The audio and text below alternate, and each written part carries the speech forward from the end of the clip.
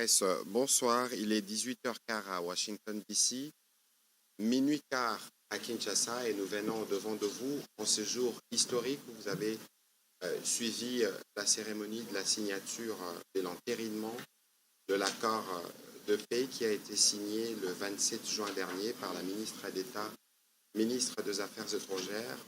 Vous savez que nous sommes ici, mais nous sommes totalement en compassion et en solidarité avec nos populations qui continuent de ployer sous les attaques de forces hostiles. Et donc ce soir, nous revenons au devant de vous dans la tradition qui est la nôtre par devoir de transparence et de redevabilité pour vous faire le point de cette journée historique avec la série d'activités que nous avons connues. La première, évidemment, c'était la rencontre d'abord bilatérale entre le président de la République démocratique du Congo et son homologue américain, qui s'en est suivi d'une trilatérale. La ministre d'État, ministre des Affaires étrangères, avait assisté le président de la République dans ces discussions. Elle ne pourra peut-être pas nous donner les détails de ces réunions, mais elle pourra nous dire plus ou moins le tableau général du package qui constitue les accords de Washington.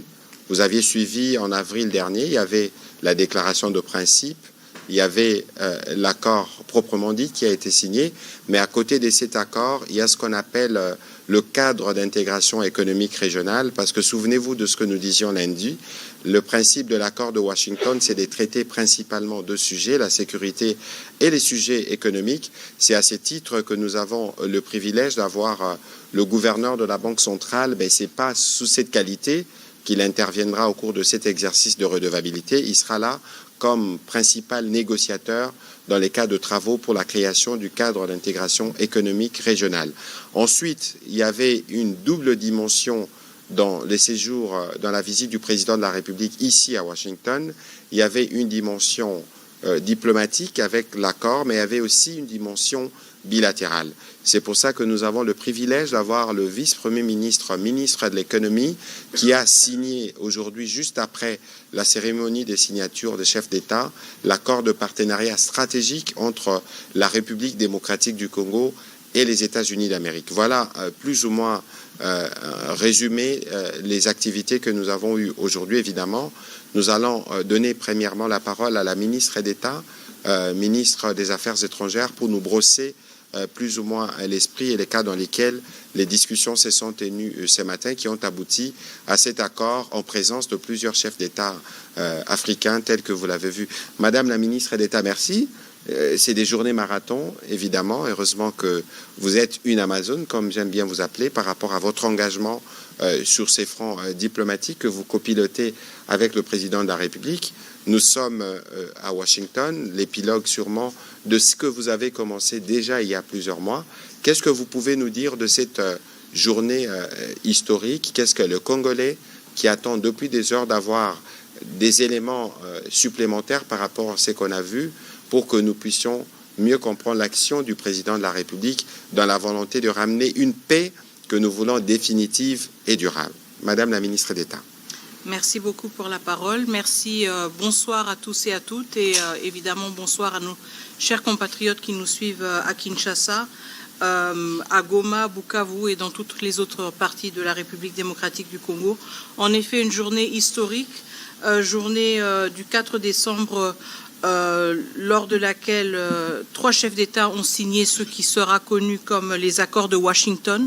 Ces accords qui, en fait, entérinent trois documents importants, à savoir la déclaration de principe qui avait initialement été signée le 25 avril, suivie de l'accord de paix qui a été signé entre la République démocratique du Congo et le Rwanda le 27 juin, et le cadre d'intégration économique régionale que nous avons signé aujourd'hui, 4 décembre. Donc, ces trois instruments constituent ce qui est connu maintenant comme les accords de Washington. Comme mon cher collègue l'a déjà indiqué, cette journée a commencé d'abord avec une série d'entretiens au niveau de la Maison-Blanche, dans le bureau ovale, pendant lequel le président de la République a eu l'occasion d'échanger directement avec son homologue et son hôte américain, y compris justement sur le potentiel et la promesse, si vous voulez, de cet accord de Washington, mais aussi sur les perspectives d'un partenariat bilatéral renforcé entre les États-Unis d'Amérique et la République démocratique du Congo. Après ce passage à la Maison-Blanche, nous avons donc ensuite eu la cérémonie de signature que beaucoup d'entre vous ont pu suivre en direct, pendant laquelle justement une déclaration a été signée par les 3 chefs d'État, à savoir donc le chef d'État, notre président de la République évidemment, Félix-Antoine Tshisekedi Tshilombo, mais aussi le président Trump et le président du Rwanda. Et donc avec cela entre en vigueur, si vous voulez, l'accord de Washington. Je pense que ce qui est important à retenir aujourd'hui, c'est que cet accord englobe plusieurs instruments et reflète aussi une longue marche, si vous voulez, une longue séquence d'efforts diplomatiques qui n'ont pas commencé en avril, mais bien avant, à commencer par la résolution 2773 qui a été adoptée au niveau du Conseil de sécurité à l'unanimité et qui, si vous voulez, a jeté un peu la base sur toutes les perspectives vers une pacification durable de l'Est de la RDC, mais aussi de la région des Grands Lacs. Donc, nous savons qu'il y a beaucoup d'attentes par rapport à ces accords et comment ils vont prendre forme de manière concrète, évidemment. Nous sommes dans les premières heures après la signature, mais je pense que nous devons retenir quand même qu'il y a eu une forte mobilisation, surtout du côté des États-Unis d'Amérique, de voir comment ces efforts diplomatiques qui ont été menés pouvaient être couronnés par un document contraignant pour toutes les parties et qui va justement jeter les bases pour, nous l'espérons, une paix durable dans l'Est de la République démocratique du Congo, mais aussi de manière plus large dans la région des Grands Lacs et de cette manière aussi ouvrir la perspective vers une réconciliation des peuples, un rapprochement des peuples, mais aussi une plus grande intégration économique. Mais nous savons aussi que tout cela se fera de manière graduelle, que tous ces efforts devront être bâtis les uns sur les autres, pas seulement parce que nous le connaissons, nous le savons de notre propre région, mais nous l'avons aussi appris dans d'autres régions. La paix se construit avec du sérieux, avec du temps, avec de la rigueur. Et ceci a été la posture de la République démocratique du Congo dès l'avènement du président de la République à la magistrature suprême. Et nous restons engagés dans cette logique. Merci. Voilà, merci beaucoup, Madame la ministre d'État, pour cette introduction. Je me tourner du côté du gouverneur Ouamesso, mais je rappelle que vous n'intervenez pas comme gouverneur de la Banque centrale du Congo, mais plutôt comme un des experts de la République démocratique du Congo, spécifiquement pour ce qui concerne le cadre d'intégration économique régionale. Vous savez tous, l'accord, j'en parlais tout à l'heure, l'accord du 27 juin avait principalement 2 points, la question de la sécurité, mais aussi la question économique. Et sur cette question économique, Monsieur Ouamesso, beaucoup de choses ont été dites, notamment qu'on bradait nos minerais pour le Rwanda, mais la question principale, c'est qu'on veut ramener les développements, on veut ramener l'économie pour nos populations. Question, est-ce que la société civile a été consultée durant les travaux qui ont permis aujourd'hui la signature? Je rappelle que la ministre d'État a signé ce matin les documents qui créent formellement le cadre d'intégration économique régionale juste après l'activité des chefs d'État. Merci beaucoup, Monsieur le ministre. Permettez-moi de faire un petit rappel historique par rapport aux causes profondes de cette crise que nous connaissons. Cette crise a démarré pas parce qu'il y a eu un problème entre le Rwanda et le Congo, mais cette crise, les causes profondes sont économiques. À la fin de la guerre froide, il y a eu une volonté d'avoir accès aux matières premières qui servent aujourd'hui à ce qu'on utilise les téléphones portables, les ordinateurs et tout cela. Et il eût fallu à l'époque que le Zaïre puisse privatiser ces entreprises minières qui étaient essentiellement étatiques. Et vous savez que nous avons une conférence nationale souveraine où les deux grandes forces, même si elles étaient opposées politiquement, je rappelle, donc l'Union sacrée, conduite par le docteur Étienne Tshisekedi, et la mouvance présidentielle, ont toutes les deux, ces grandes forces, refusé la privatisation, même s'ils étaient opposés politiquement. Et c'est ainsi qu'il y a eu, pour permettre l'accès à nos matières premières de la part de l'Occident, la création d'une troisième voie. Et cette troisième voie, malheureusement, n'a pas pu prendre politiquement au sein du pays. Et comme il y avait un impératif de pouvoir accéder à nos ressources, c'est comme ça qu'il y a eu un blanc-seing qui a été donné au Rwanda et à l'Ouganda pour nous envahir. C'est ça la raison fondamentale de la crise qui a déchiré notre pays durant pendant les 30 années passées. Et donc, il fallait aussi le résoudre par un volet économique.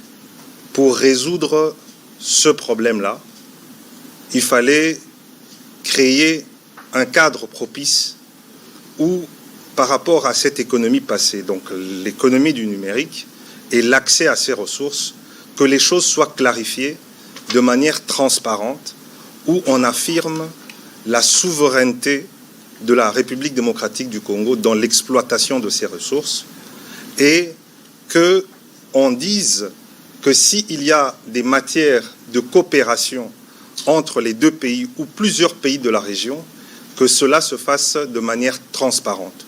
D'où ce cadre d'intégration économique régionale, qui, au fait, repose essentiellement sur ce qui a été imaginé déjà dans le cadre de la CEPGL.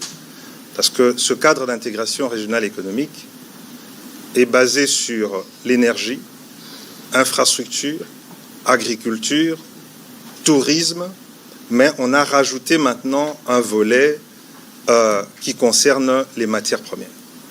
Mais ça consacre aussi économiquement la fin d'un cycle, parce que l'économie fonctionne en fonction des cycles.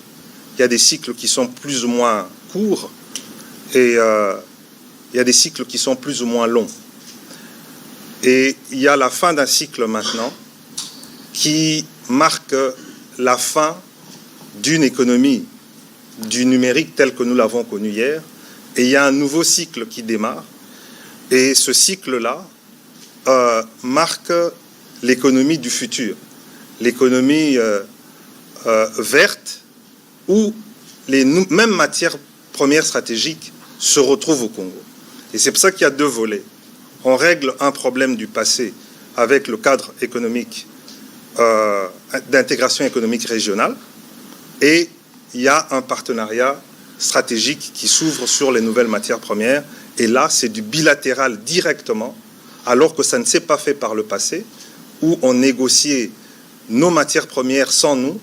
Ici, maintenant, ça se négocie directement entre la République démocratique du Congo et les États-Unis. C'est un grand tournant, mais on va en parler les jours, les semaines et les mois qui suivent. Maintenant, est-ce que la société civile a été consultée? Bien sûr que oui, la société civile a été consultée. Pas seulement la société civile, mais la majorité des entreprises occidentales et américaines qui étaient concernées par l'exploitation des matières premières qui se trouvaient dans la région des Kivu, région qui est concernée par le conflit qui dure depuis 30 ans. Et l'une des sociétés civiles phares qui a été consultée dans le cadre de ce cadre d'intégration économique régionale, c'est la Fondation Panzi. J'ai participé moi-même aux discussions. Il y avait Global Witness, il y avait Human Rights Watch, il y avait The Sentry, des organisations de la société civile qui ont toujours eu un regard très critique par rapport à ce qui se passe dans l'est de notre pays et qui ont emmené au fait leurs remarques pour que ce cadre d'intégration régionale économique se fasse d'une manière transparente, où les choses ne pourront plus échapper au fait aux populations locales. Et je dois préciser une dernière chose, c'est que ce cadre d'intégration économique régionale ne peut entrer en vigueur que s'il y a un retour total de la paix dans nos régions. Voilà. Voilà, merci. Monsieur le vice-premier ministre, ministre de l'économie, il y avait une dimension bilatérale durant cette mission du président de la République. C'est justement l'accord du partenariat stratégique entre la RDC et les États-Unis qu'on appelait il y a quelques semaines le deal. Qu'est-ce que vous pouvez nous en dire sommairement de ce qui a été convenu avec la partie américaine au sujet justement des opportunités économiques et des relations économiques qui doivent être dorénavant renforcées? Merci bien. Donc, je pense qu'il faut d'abord noter la symbolique. La symbolique, c'est que ce qui s'est passé aujourd'hui s'est passé à Washington, D.C. Et le résultat que l'on a vu aujourd'hui, c'est essentiellement aussi grâce à la détermination du gouvernement américain, de son président, le président Donald Trump. Comme vous avez bien dit en introduction, à part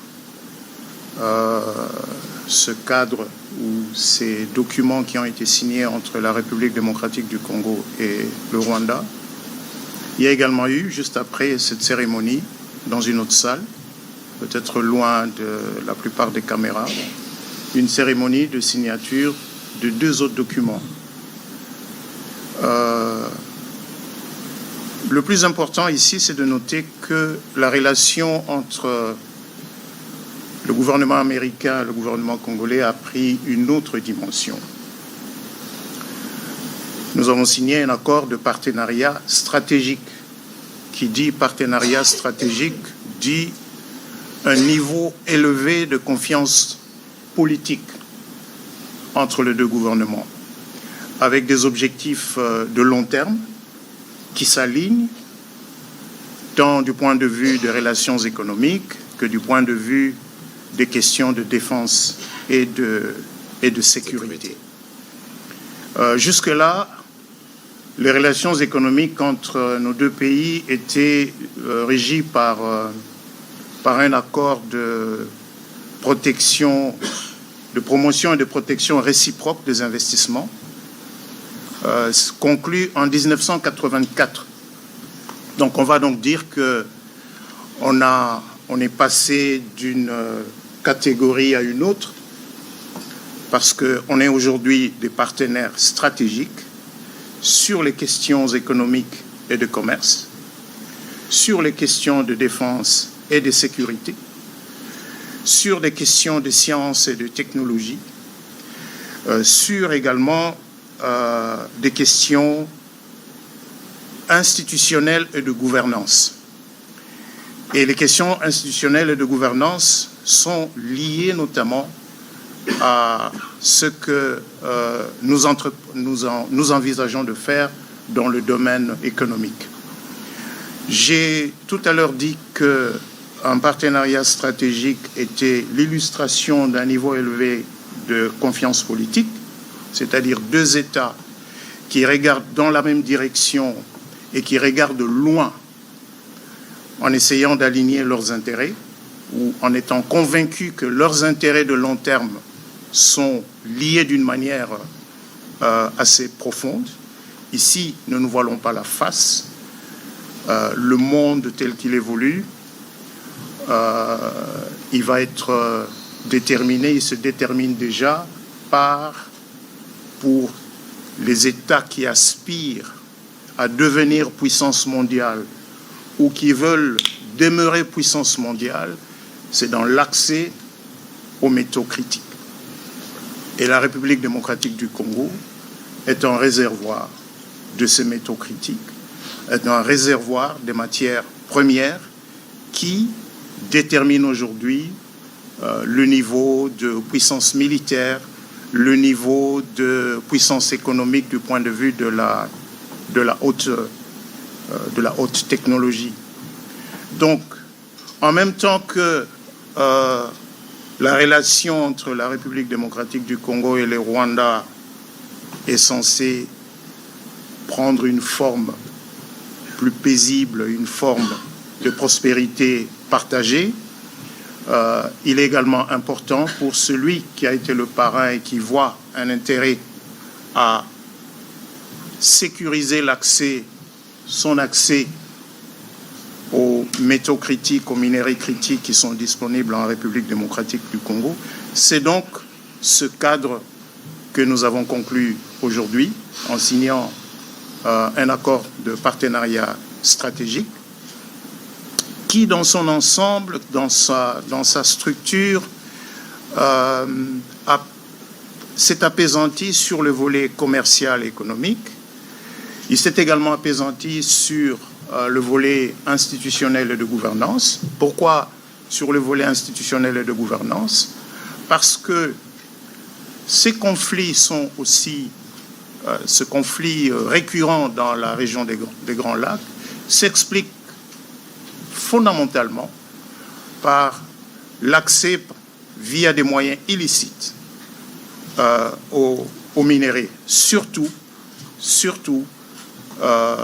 les matières critiques qui résultent de l'exploitation artisanale de minéraux. Et donc remettre de l'ordre, renforcer les capacités de l'État congolais dans ce domaine est apparu important pour que les objectifs communs que nous avons sur le plan commercial et économique puissent se réaliser. Il y a un deuxième volet, un deuxième document qui a aussi été signé. C'est un mémorandum d'entente entre les deux pays sur les questions de défense et de sécurité qui a donc été signé par Madame la ministre d'État, ministre des Affaires étrangères, avec le secrétaire d'État Rubio, alors que le secrétaire d'État Rubio et moi-même, nous avons signé l'accord de partenariat stratégique.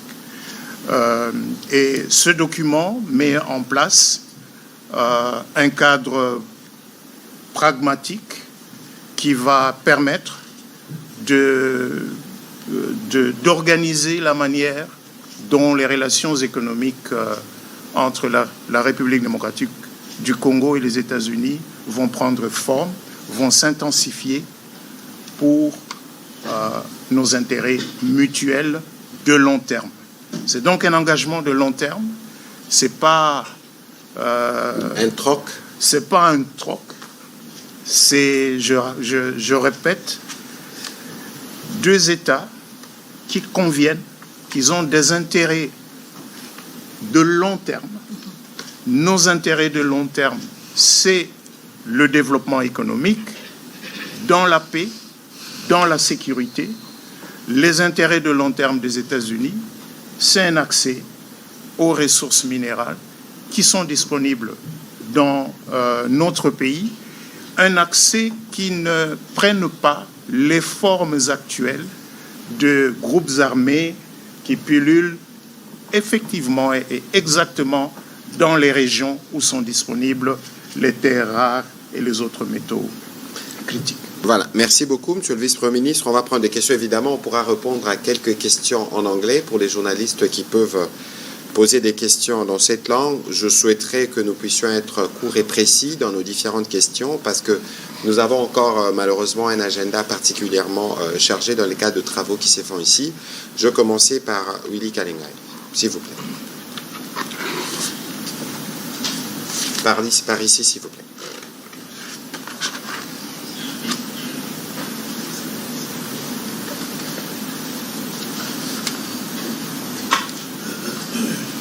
Merci pour la parole, Monsieur le membre du gouvernement. Deux textes majeurs ont été signés aujourd'hui.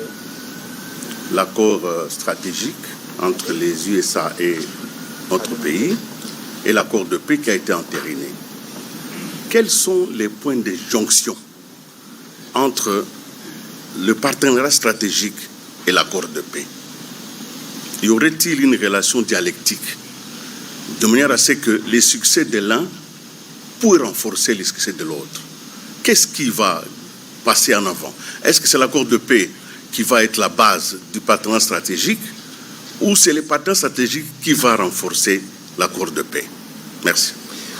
Alors, peut-être que les autres collègues pourront répondre, mais je crois qu'ici, il y a une condition principale. Je pense que le gouverneur l'a dit tout à l'heure.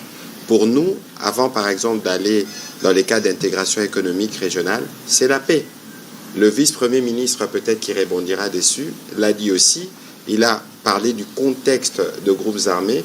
N'oubliez pas qu'il y a beaucoup de trafic dans la partie Est principalement, parce que le partenariat avec les États-Unis concerne toute la République démocratique du Congo dans ses opportunités. Donc, je pense que pour nous, le premier point qu'il faut avoir, c'est le retour de la paix, parce que c'est la paix qui déterminera les autres. Peut-être que le vice-premier ministre peut aller de manière... Petit bémol, juste un petit bémol, comme ça vous allez répondre. Dans les deals avec les Américains, il était convenu que nous acceptons l'accès à nos ressources et les États-Unis nous donnent de la sécurité. Et je n'ai pas senti ça aujourd'hui. Monsieur le vice-premier ministre ou madame la ministre, vous voulez dire un mot à propos? Alors, je vais juste rebondir sur le point que vous avez fait, monsieur le ministre, sur la corrélation entre les deux instruments. Je pense qu'il est très important d'insister sur le fait que nous ne pouvons pas nous projeter et nos partenaires américains en sont extrêmement conscients aussi. Nous ne pouvons pas nous projeter dans une logique d'un partenariat stratégique avec des piliers économiques si nous n'avons pas un retour de la paix, mais aussi un retour de l'autorité de l'État. Donc je pense que ce sont des conditions sine qua non et nous avons toujours su communiquer cela de manière très claire. Maintenant, quand vous parlez de ce qui était prévu dans le deal, alors je vais juste vous encourager peut-être à vous pencher sur les documents et sur les textes tels qu'ils ont été adoptés aujourd'hui. Je pense qu'il y a eu beaucoup de spéculations ces derniers mois, ces dernières semaines sur ce fameux deal. Maintenant que nous avons franchi ce cap, il y aura certainement beaucoup plus de clarté sur ce qui est prévu.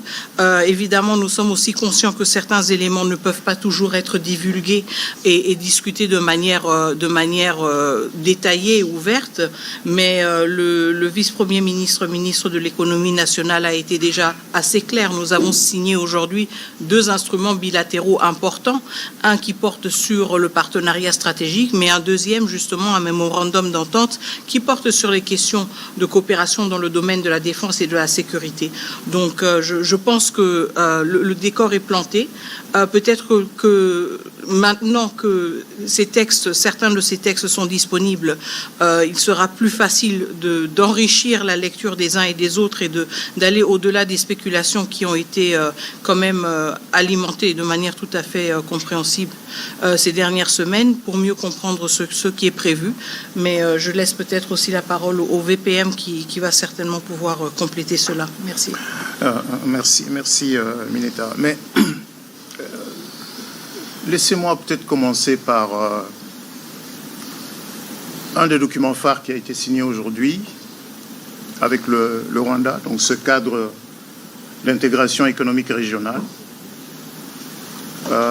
Ce document a à sa fin une clause d'entrée en vigueur. Nous allons mettre en place ce cadre, mais pour que cela entre en vigueur, les conditions, c'est d'abord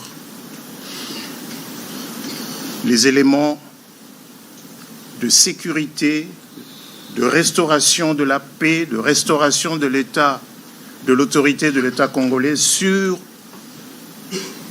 tout le territoire national, lesquels éléments sont dans l'accord de paix signé le 27 juin 2025 à Washington, D.C. En d'autres termes, le retrait des troupes rwandaises de notre territoire. En d'autres termes, l'arrêt de l'appui apporté au M23 et aux autres groupes armés non étatiques. Ce sont là les conditions permissives pour que ce cadre d'intégration économique régionale se mettent en place. Qu'est-ce qu'il y a dans l'accord de partenariat stratégique avec les États-Unis? Je sais que dans l'opinion, ça a été présenté de manière simpliste comme un troc, comme un deal, matière première contre sécurité. Non, ce n'est pas le cas. J'ai parlé des objectifs à long terme. L'accord dit clairement que oui, il va y avoir un focus sur l'exploration, sur l'extraction, sur la transformation des minéraux critiques, mais on va au-delà de simples minéraux critiques parce que, par exemple, l'accord prévoit que le gouvernement américain et le gouvernement congolais vont travailler de manière étroite pour faire avancer un certain nombre des projets qui sont considérés comme, comment je dirais, comme critiques pour qu'on transforme la RDC. C'est-à-dire Inga, Grand Inga. Ce n'est pas que nous disons non.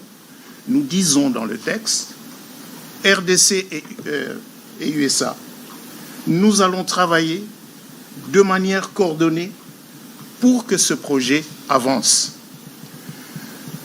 L'accord insiste aussi sur les corridors de Lobito. L'accord prévoit également que la RDC dise clairement quels sont les projets de développement considérés par la RDC comme étant des projets stratégiques.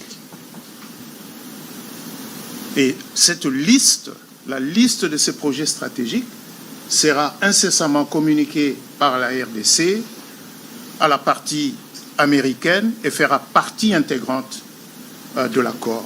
De la même manière que les États-Unis vont communiquer à la RDC les projets considérés par la partie américaine comme étant des projets critiques sur un certain nombre de métaux. Voilà donc, si vous voulez, cet ensemble. Maintenant, comment vous voulez qu'on avance sur ces grands dossiers si il y a de l'instabilité dans une grande partie du territoire? C'est là le lien. C'est là le lien.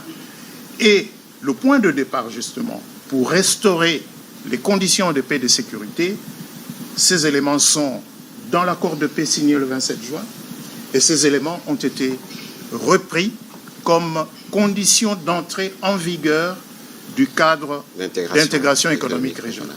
Voilà, rapidement, monsieur le gouverneur, un petit commentaire. Oui, monsieur Kenge, votre question me semble plus profonde que ça.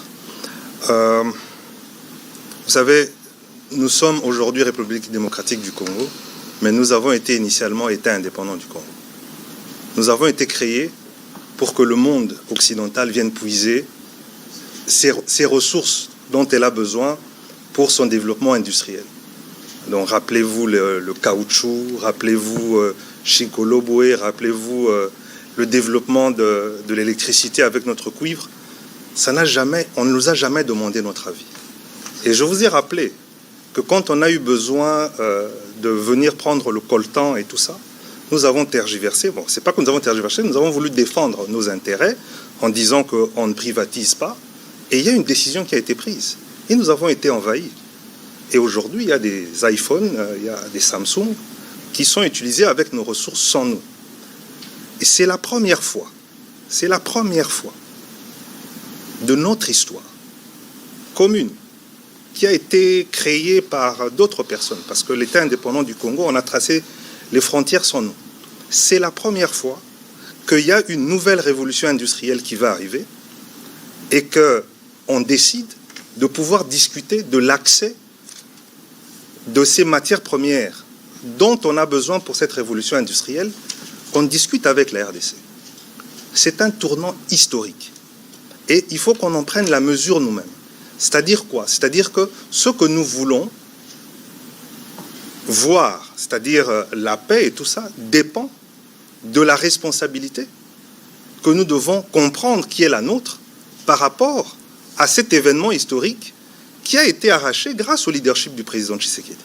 C'est une première historique que pour avoir accès à nos ressources, pour développer une industrie mondiale, faire une révolution industrielle, on vient de discuter de ça avec le Congo et qu'on signe des accords avec les Congolais. C'est très, très important. Alors, merci de ce rappel. On va prendre la question de Madame Elena. Ensuite, on prendra... please, go to the microphone. Et ensuite, on prendra les questions en série pour faire une économie de temps, vu qu'il y a 4 intervenants. Si chaque intervenant doit faire un commentaire, vous comprenez que nous devons gérer un peu plus le temps.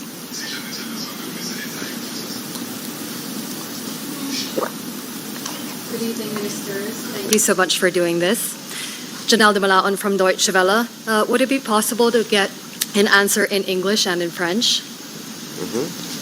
Yes.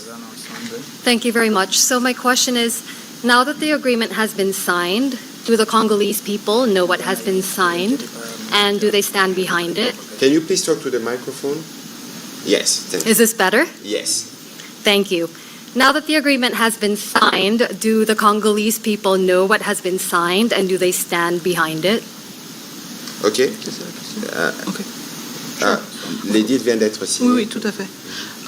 I mean, obviously, there's been a lot of talk about the agreement, and our president has been very transparent about the principles that would be guiding it. When we're talking about the signature today, again, we have to remind ourselves that this is an agreement that is built on different milestones that have been passed over the past months and weeks. And so, of course, there is always a need to communicate and to continue communicating about the different elements that constitute the Washington Accords. But do the Congolese people stand behind it? I believe so, of course, because this is our pathway to peace. This is our pathway to long-lasting peace and to peaceful cohabitation also with our neighbors. Does this mean that all of the expectations are reflected in the instruments as they exist? Probably not, and I think there's always going to be debates around that. But at the same time, I think it's important to emphasize the fact that this is an instrument, or this is an agreement that is bringing us closer to peace, but also bringing us closer to peace by bringing us closer to accountability. Donc, juste pour répondre rapidement à la question qui était de savoir si, maintenant que l'accord a été signé, s'il est connu par la population congolaise et si le peuple congolais appuie cet accord. Alors, est-ce qu'il est connu? Encore une fois, je reviens sur mes mots d'introduction initialement et le fait que j'ai insisté quand même sur les éléments qui constituent cet accord. Donc, il s'agit de plusieurs documents et instruments qui ont été signés ces derniers mois. Cela veut dire qu'il y a eu assez de temps, si vous voulez, pour se familiariser avec ces instruments. Il y a eu aussi beaucoup d'efforts de communication. Nous savons que nous devons continuer à communiquer sur ces accords pour justement les vulgariser davantage, surtout auprès de notre population, étant donné que le conflit nous affecte, nous, en premier lieu. Est-ce que la population congolaise est satisfaite de ces accords? Je voudrais l'espérer, évidemment, étant donné que ces accords détiennent la promesse d'une paix durable dans notre pays, mais aussi dans la sous-région. Évidemment, je pense qu'il y a des éléments que certains auraient voulu voir dans les accords et qui n'ont peut-être pas vu. Je pense qu'il y aura toujours des débats, il y aura toujours des attentes qui n'ont peut-être pas été matérialisées, mais en même temps, nous devons nous rappeler que c'est un accord qui nous rapproche de la paix, pas seulement à cause des promesses et à cause des différents éléments qu'il contient, mais à cause du caractère contraignant qui le caractérise. Merci. Voilà, merci beaucoup. On va prendre la question. Yes, please go quickly then. All right. Of course, the U.S. administration is interested in critical minerals. Is there going to be a problem accessing these minerals if those areas where those minerals are controlled by rebels? Thank you. C'est bon, toujours? Ouais. I mean, obviously, again, we are emphasizing the correlation, and I think the Vice Prime Minister, Minister of Economy, was very clear about that. We are emphasizing clearly the correlation between economic opportunities and opening up opening up our landscape, if you want, to different investors and security and the ability to do so in certain areas. So there is a strong link between the two, and this is why we insist on building resilient and strong, robust strategic partnerships, but also partnerships that are cognizant of the complexity of the context. We cannot project ourselves in a future whereby partners can benefit or access our natural resources when issues such as the safety of our people are not addressed. And this is fundamental to any perspective of economic activity in the areas that are currently occupied by rebels. So obviously these elements go hand in hand. The return of state authority is a precondition to any economic, successful economic venture or enterprise. Ok, merci. On va prendre la question de Michael Cavana et puis je vais demander à Peter Tiani de se préparer. Allez-y, s'il vous plaît.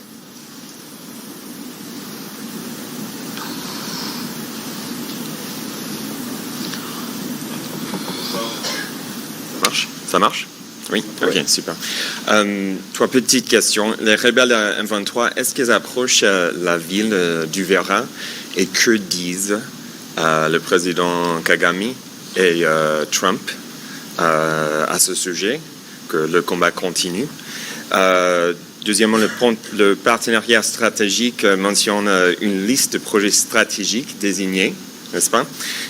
Quels sont ces projets? Et le partenariat aussi mentionne une réserve stratégique de minéraux et comment est-ce que ça va fonctionner? Merci. Voilà, sur la question du partenariat, le vice-premier ministre Moukoko pourra y répondre.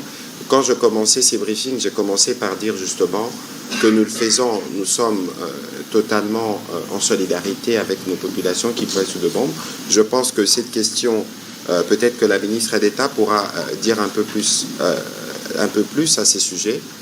Je rappelais que pour nous, la définition de la paix que nous voulons avoir, passe par le retrait de troupes rwandaises et par la cessation de toute forme de soutien au M23. Il est clair que les événements que nous avons notés ces derniers jours nous ont éloignés de la perspective de la paix qui est ressortie du 27 juin parce que des attaques ont été multipliées contre le civil. Et je pense qu'à l'occasion de la discussion qu'il y a eu avant que l'accord ne puisse être signé, le président Trump, évidemment, a eu l'occasion d'écouter le président Tshisekedi à ses propos. Peut-être que la ministre d'État peut nous faire un petit commentaire de ce qui a été, de cette question qui a figuré dans les entretiens, parce que vous avez suivi le président Trump lui-même dire qu'il y a, dans 72 heures, il doit y avoir des choses qu'on verrait sur le terrain. Madame la ministre d'État. Très bien, on ne va pas entrer évidemment dans les détails, si vous voulez, des entretiens entre les chefs d'État, mais je pense que la préoccupation est une préoccupation partagée, certainement entre la République démocratique du Congo et les États-Unis d'Amérique. Nous voulons l'espérer aussi du côté du Rwanda, de voir que la situation sur le terrain se transforme, si vous voulez, ou s'adapte assez rapidement aux réalités diplomatiques que nous avons pu observer aujourd'hui. Donc, quand il s'agit de la situation au Sud Kivu, évidemment, nous l'avons suivi, nous continuons à la suivre avec vigilance, mais nous sommes aussi conscients justement des mots que le président Trump lui-même a prononcés à la fin de la cérémonie aujourd'hui, quand il a été interpellé par une de vos collègues, justement sur ce qui allait se passer maintenant que les accords avaient été signés et que la réalité sur le terrain était quand même encore caractérisée par de la violence. Je pense qu'il était aussi très clair en exprimant son attente que assez rapidement les choses devraient changer sur le terrain. Donc évidemment, nous parlons d'engagement entre trois États et vraiment au sommet de ces États et des engagements fermes. Je pense une détermination ferme aussi à voir comment les choses peuvent rapidement changer et nous le suivons avec intérêt. Nous savons que du côté de la République démocratique du Congo, nous n'allons ménager aucun effort pour que les choses se transforment ou changent assez rapidement sur le terrain.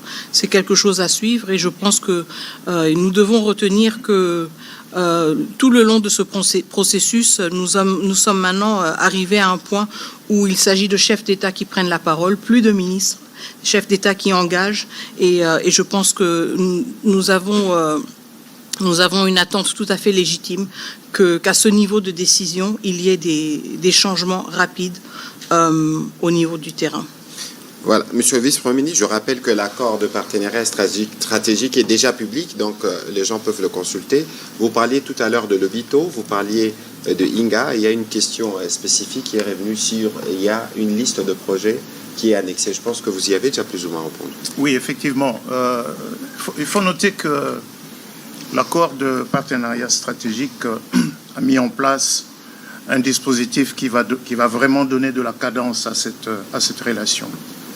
D'abord, il prévoit qu'un comité de pilotage conjoint est créé. Il est créé dans l'accord. Sa composition est définie dans l'accord de deux côtés, avec deux coprésidents du côté américain, le département d'État, et du côté congolais, ça va être le ministre le plus préséant entre les 4 ministres qui ont donc été identifiés, dans l'accord. Et sur la question des projets stratégiques du point de vue de la RDC, laissez-moi dire que Inga et Lobito ressortent comme des pans à part, à cause justement de l'importance stratégique de ces deux initiatives. Mais l'accord prévoit que la RDC communiquera via le comité de pilotage conjoint la liste de projets stratégiques. Quand on parle de projets stratégiques ici, il ne s'agit pas nécessairement de projets dans le secteur minier. Ça va toucher aux routes, ça peut toucher aux ports, ça peut toucher aux chemins de fer. Il va revenir au gouvernement de la RDC d'identifier ces projets stratégiques et de les communiquer. De la même manière, l'accord prévoit également que le gouvernement américain ait accès à des réserves minières stratégiques et il revient à nous, RDC, de communiquer les concessions qui sont libres. Les concessions qui sont libres, et la liste de ces concessions sera communiquée toujours via le comité de pilotage conjoint. Et l'accord a bien défini quand est-ce que ce comité se met en place, avec quelle cadence il va travailler, de manière à ce que l'accord ne soit pas lettre morte, mais qu'il vive dans le long terme, parce qu'il n'a pas été conclu uniquement pour régler un problème de court terme. Il a vraiment été conclu pour bâtir une relation de long terme entre les deux pays. Voilà, merci. On va prendre les questions de M. Peter Tiani, puis on prendra 3 ou 4 pour terminer, parce que nous avons d'autres engagements. Vous allez prendre votre question, mais s'il vous plaît, nous irons par une question. Ce serait une étape comme ça, on en prendra les maximums. Allez-y, s'il vous plaît. Merci, Monsieur le Ministre. Peter Tiani, pour le compte de Perfect Télévision. Je vous félicite d'abord, vous remercier pour l'exercice de redevabilité, pardon. Pour l'exercice de redevabilité. Et puis, je saisis aussi cette opportunité de manière directe pour jeter de fleurs à notre ministre des Affaires étrangères. Je n'ai jamais eu l'occasion, au regard de ce travail titanesque qui a abouti aujourd'hui. On est dans un pays où on reconnaît les valeurs des autres quand ils meurent. J'en saisis l'opportunité aujourd'hui. Mais je veux... il y a des inquiétudes. Mes questions vont être un peu disparates, mais bon, c'est pour vous 4. La première, c'est... Je veux rebondir sur la question du journaliste précédent. Madame la ministre, vous pouvez être complétée par Monsieur le ministre de la Communication et des Médias. Après la signature de l'accord, on peut beau parler, il y a des choses qu'on attend sur le terrain, de manière palpable, les résultats. Sinon, on va parler en l'air. Les résultats, c'est la paix. Le Congolais qui est dans l'est du pays, lorsqu'il vous suit aujourd'hui, il a vu qu'on a signé, on a communiqué, le Congolais est content. Mais il se pose une seule question. Les bruits des bottes, ça finit quand? De manière claire, pas de langue de tabou, pas de philosophie. on a signé. Si demain on apprend qu'on a attaqué Uvira, tout ce qui est fait aujourd'hui tombe caduc au sein de l'opinion. Nous sommes de la communication. Dites-nous de manière claire, on a signé, il est écrit dans l'accord que les Rwandais doivent lever leurs mesures de défense chez nous. Ça se fait quand?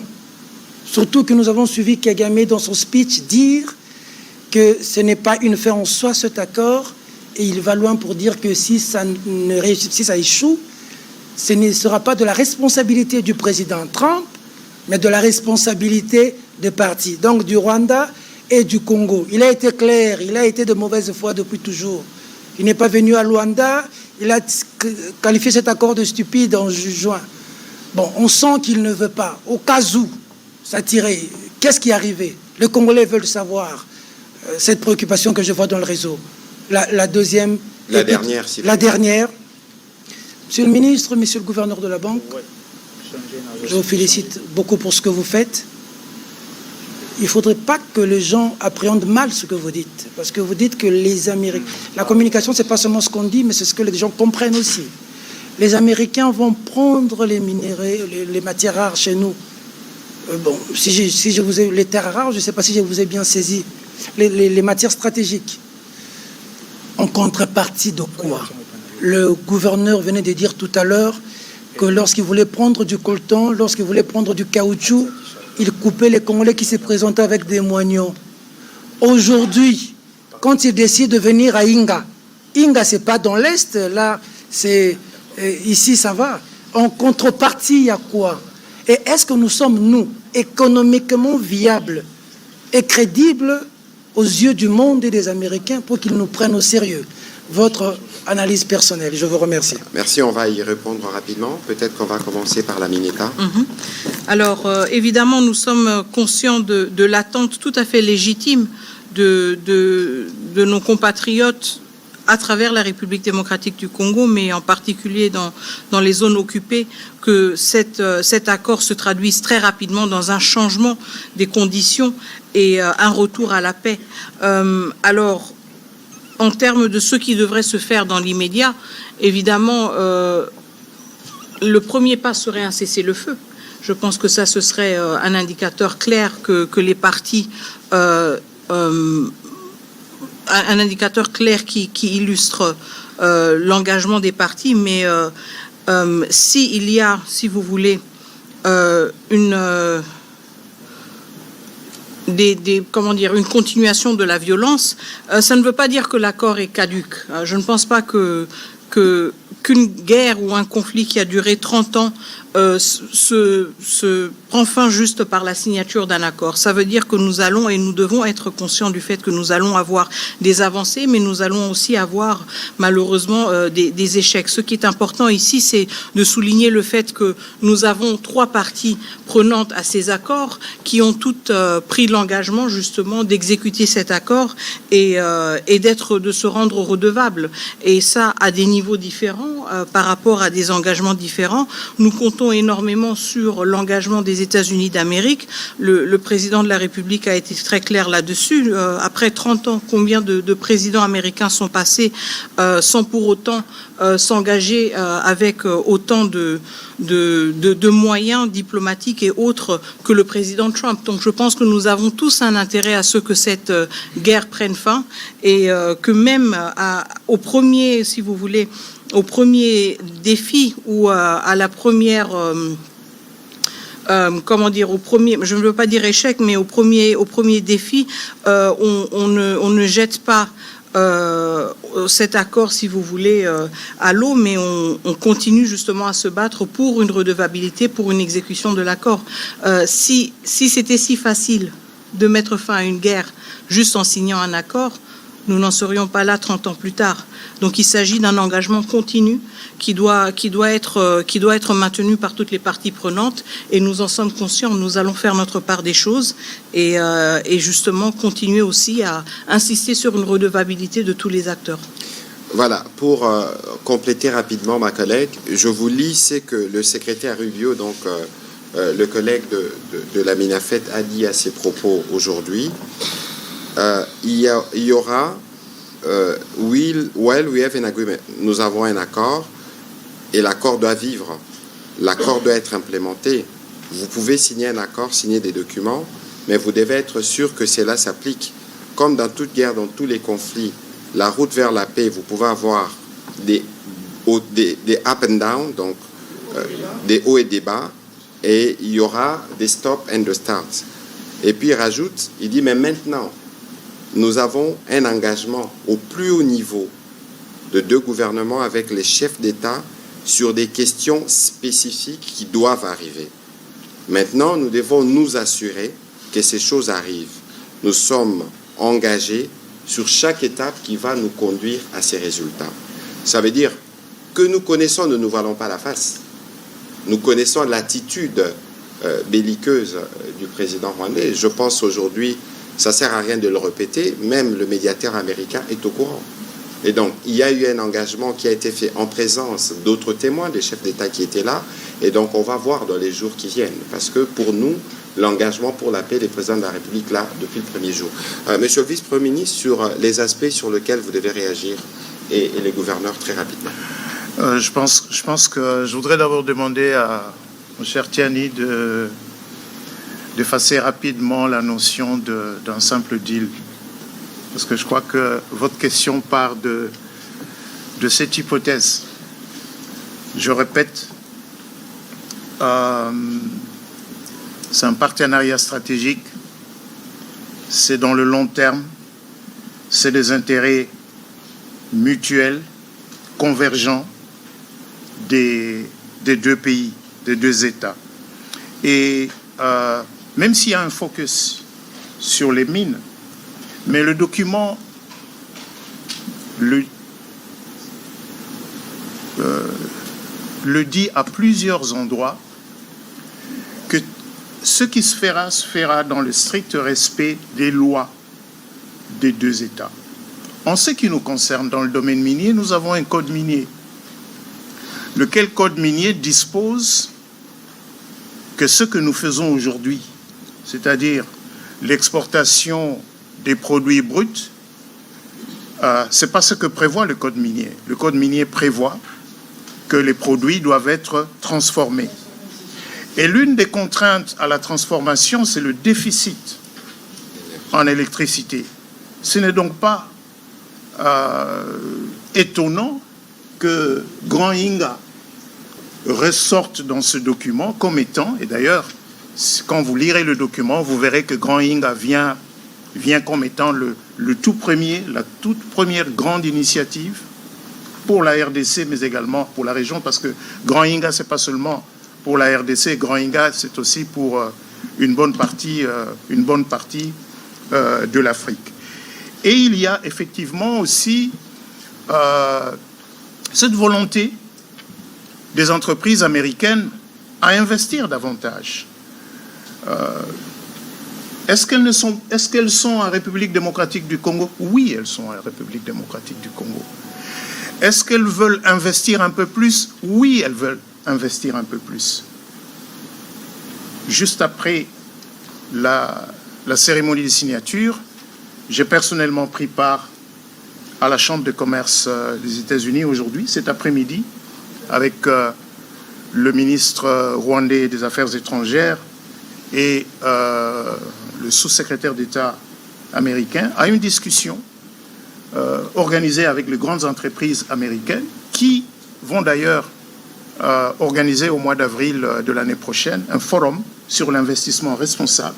L'idée étant d'ouvrir un peu plus l'espace de la RDC aux investissements américains, mais cela doit se faire dans un environnement de paix, de sécurité et de bénéfices mutuels entre nos 2 pays. Donc, regardez cet accord de partenariat stratégique comme un instrument pour la transformation de la République démocratique du Congo pour le long terme. Voilà, merci. Un petit commentaire et puis nous prendrons peut-être une ou l'autre question pour la ministre d'État qui sera obligée de nous laisser pour d'autres engagements. Monsieur le gouverneur. Je ne ferai pas de commentaire par rapport à ce que vient de dire le VPM. Je crois qu'il a tout couvert. Mais par rapport à la première partie de votre question, je voulais juste rajouter un petit commentaire. Cet accord est signé à Washington. Et je pense que ce soit la République démocratique du Congo ou bien que ce soit le Rwanda, personne ne voudra décrédibiliser les États-Unis d'Amérique par rapport à son implication pour cet accord de paix. C'est tout ce que je voulais rajouter. Voilà, on va prendre les questions de Siméon Isako. On va y arriver, s'il vous plaît. S'il vous plaît, s'il vous plaît. On va s'assurer que les questions qui sont posées, si c'est celles qui sont destinées à la ministre d'État, elle peut y répondre parce qu'elle doit aller à d'autres engagements. Monsieur Christian Lusakeno, vous avez une question pour la ministre d'État? Allez-y, s'il vous plaît. Comme ça, on sera en mesure de les prendre. Ma question à la ministre, comment expliquez-vous cette attitude de méfiance du président Félix Tshisekedi pendant les déroulés de cet événement alors que c'était un moment d'échouement? Très bien, merci beaucoup. Alors, vous adressez votre question à la ministre des Affaires étrangères. Je suis chargée de la diplomatie, pas de la lecture du body language. Donc, je ne vais pas m'étaler sur des spéculations. Je pense que ce que nous devons retenir aujourd'hui, ce sont les actes concrets qui ont été posés, à savoir la signature de l'accord.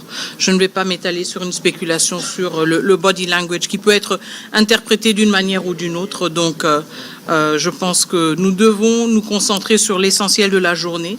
Et c'est justement la signature de cet accord, y compris aussi la signature des accords bilatéraux et ce que cela représente pour notre pays. Merci. Voilà, Monsieur Lusakeno, et puis on prendra la question de Monsieur Noré de ce côté. Venez déjà avancer, s'il vous plaît. Bonjour à tous, bonsoir. Après avoir vécu depuis 30 ans cette guerre, en 1998 j'étais à Lusaka, et tout ce qui s'en est suivi, alors je vous parle du dialogue intercongolais, de Sun City, du dialogue global et inclusif de Pretoria, entre Congolais où l'implication du Rwanda était notable, du style des conseils que Paul Kagame a récemment donné à ceux qu'il soutient, du M23, s'il était eux. Deux questions pour vous, Madame la Ministre. Que va-t-il advenir de cet accord si le M23 pas concerné ne bouge pas? Deuxième question. Quand vous signez au mois de juin l'accord, votre homologue rwandais déclarait pas de retrait des troupes rwandaises sans neutralisation des FDLR. Aujourd'hui, puisque, comme vous le dites, le dialogue est à un niveau supérieur, qu'est-ce qui permet ou qu'est-ce qui s'est passé pour que le président Trump dise, sans avoir peur d'être trompé ou trahi par les faits, que dans les quelques jours, dans les prochains jours, la situation va changer, les troupes rwandaises vont se retirer. Merci. Alors, qu'est-ce que nous allons faire si le M23 ne bouge pas? Bon, je pense que, encore une fois, le M23 en tant que groupe est assez connu. Nous savons quelles sont les ramifications de ce groupe. Nous savons d'où est-ce qu'il détient les ressources et les capacités qui lui permettent d'opérer de la manière dont il opère. Donc, s'il n'y a pas de changement concrètement par rapport à la situation, nous allons aussi savoir qui sont les acteurs qui ont un rôle à jouer, qui ont une influence et qui ont refusé, si vous voulez, d'exercer cette influence. Quand vous regardez l'accord qui a été signé le 27 juin, il y a aussi justement des engagements pris par tous les États signataires de ne plus fournir un appui quelconque aux groupes armés. Et donc, je pense que cette corrélation est relativement claire entre la posture du M23, la posture que le M23 va afficher et la redevabilité, les engagements qui ont été pris dans le cadre des accords de Washington. Qu'est-ce qui donne au président Trump l'assurance que les choses vont changer sur le terrain dans les prochaines 72 heures? Écoutez, je ne fais pas partie de l'équipe du président Trump, je ne fais pas partie de ceux qui lui indiquent quels sont les leviers qu'il pourra activer, mais encore une fois, je pense que le fait que nous ayons ayons franchi ce cap très important avec la signature au niveau de chefs d'État de ces engagements, des engagements qui prévoient justement très clairement une concomitance entre le retrait des troupes rwandaises et la neutralisation des FDLR. Je pense que ceci nous donne un cadre assez clair qui clarifie justement ou qui explique, qui illustre les responsabilités des uns et des autres. Et il en revient au président Trump et à son équipe de savoir quels sont les leviers potentiels ou existants qu'ils veulent activer pour accélérer les choses ou pour rendre leur rôle de facilitateur peut-être plus percutant. Je ne vais pas m'étaler sur une spéculation là-dessus, mais je pense que quand un chef d'État se prononce de la sorte, il a certainement des éléments en sa possession qui le rassurent sur la faisabilité de certaines choses. Voilà, dernière question pour la Mineta. Monsieur HK, allez-y, s'il vous plaît. Oui, merci beaucoup. Je suis Monsieur Honoré Kabongo. Ma petite question, elle ne cadre pas, elle ne fait pas partie du débat d'aujourd'hui. C'est au sujet de la réouverture de l'aéroport de Goma. Il y a des questions qui ont été posées là-dessus. La France n'en parle pas, la RDC non plus. Est-ce que nous avons abandonné les dossiers ou il y a quelque chose d'autre qui se prépare? Pour d'autres questions, je crois, les collègues ont déjà posé la question. Merci beaucoup. Merci. Alors, par rapport à l'aéroport de Goma, non, nous n'avons pas du tout abandonné le dossier. Je veux réitérer le fait que la réouverture de l'aéroport de Goma, conditionnelle pour justement faciliter l'accès humanitaire, a été énoncée comme une priorité par le président de la République démocratique du Congo. Pourquoi? Parce que nous sommes conscients du fait qu'une large partie de notre population dans ces zones occupées a besoin de cette assistance humanitaire. Nous savons aussi que les ressources et les financements pour l'assistance humanitaire sont de plus en plus réduits. Et donc, il y a un souci aussi d'efficacité, si vous voulez, quand il s'agit de l'utilisation de ces ressources dont nous disposons. Donc, nous ne pouvons pas nous permettre le luxe, si vous voulez, d'abandonner la question de l'aéroport de Goma. Il en va de la vie de milliers, de millions de nos concitoyens, de nos compatriotes. Donc, cela reste une priorité pour le gouvernement de la République démocratique du Congo. Nous avons affiché très clairement notre disponibilité justement à réfléchir sur comment rendre cela concret et nous restons sur cette position. Nous restons aussi engagés dans des conversations avec les différents acteurs humanitaires pour voir comment cela peut se matérialiser dans les plus brefs délais. Nous insistons aussi sur le fait que l'assistance humanitaire ne devrait jamais être utilisée à des fins politiques, ne devrait jamais être instrumentalisée, et c'est la raison pour laquelle nous allons aussi, ou nous continuons aussi à mettre les uns et les autres devant leurs responsabilités morales, mais aussi humanitaires vis-à-vis du comportement qu'ils affichent par rapport à cette question de la réouverture de l'aéroport de Goma. La position du gouvernement est claire et nous espérons que l'humanisme va quand même se manifester aussi de l'autre côté et que nous allons arrêter de jouer avec la vie de milliers de personnes à des fins politiques ou stratégiques. Merci. Voilà, merci beaucoup Madame la ministre d'État pour merci beaucoup Madame la ministre d'État pour votre participation à cet exercice. Je sais que vous avez d'autres interviews encore qui vous attendent. Nous aurons l'occasion de nous retrouver. On va conclure avec les collègues qui sont ici. Prochaine question, on va donner à Monsieur Israël Mutombo, qui sera suivi de Monsieur Kalangi.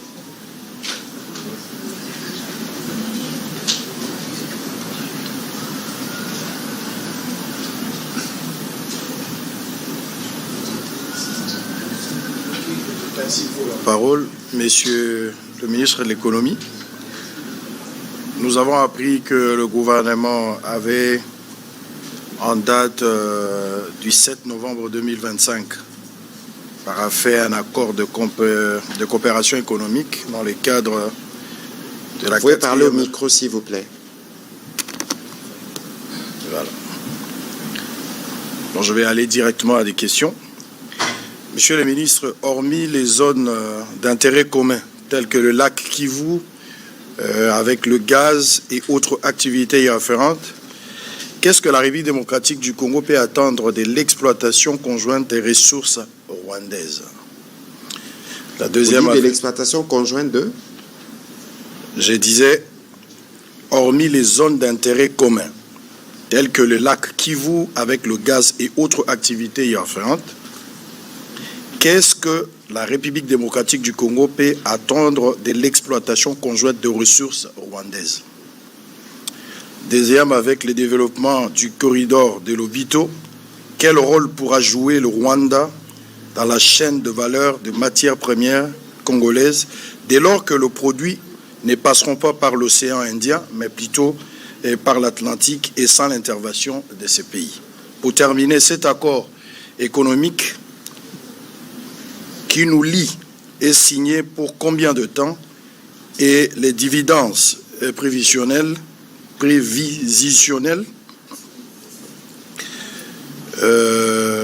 Les dividendes prévisionnels du Rwanda